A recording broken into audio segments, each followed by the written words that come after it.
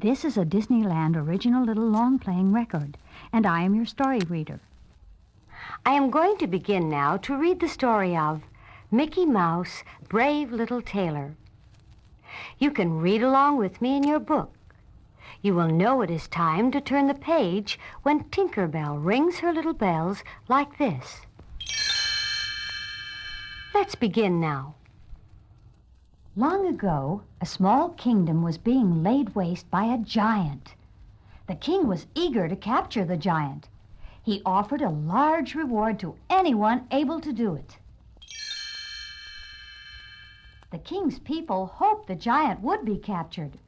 Their homes and fields would then be safe again. They thought about it a great deal.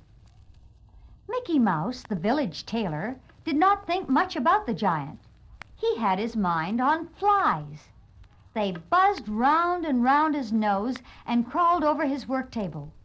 They even sat on his needle. It was hard to get any work done.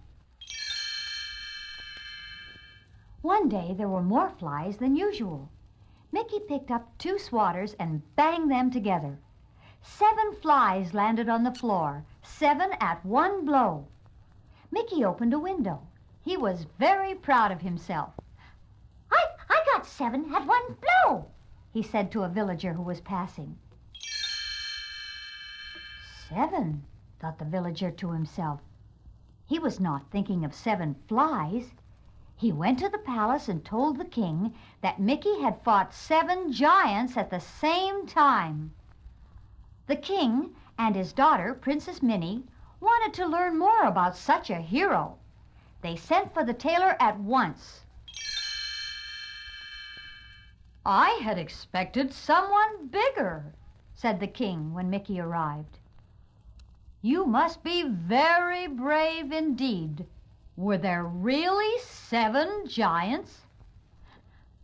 "Giants?" said Mickey. He could not believe his ears. The king told Mickey that if he could capture just the one giant that was trampling everyone's houses and fields, he would earn a large reward and the hand of Princess Minnie. Mickey left the palace to think it over. He liked the princess very much. But how did one capture a giant? And where was he? While he sat thinking, Mickey was almost stepped on by a big foot. A giant's foot. He jumped out of the way and began running.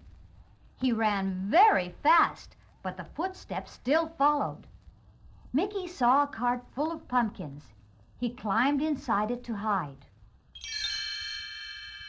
Alas, the giant was hungry.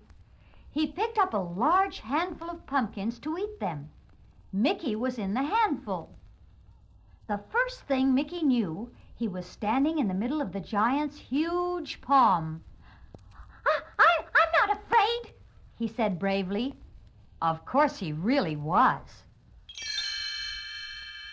He was so afraid that he slipped inside the giant's sleeve where he thought he might be safe. The giant reached in after him.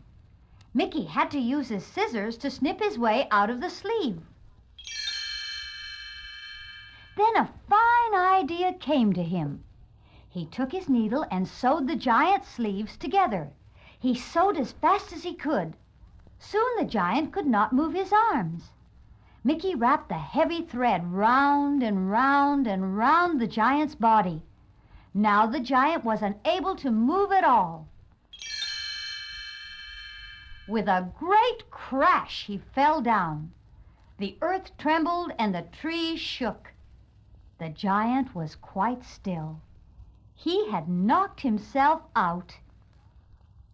Mickey returned to the palace with the good news. The king decided to hold a big carnival to celebrate. The giant supplied wind power to run the merry-go-round. The king's people were happy. Mickey, with his reward, was happy too. Everyone had a fine time riding on the merry-go-round.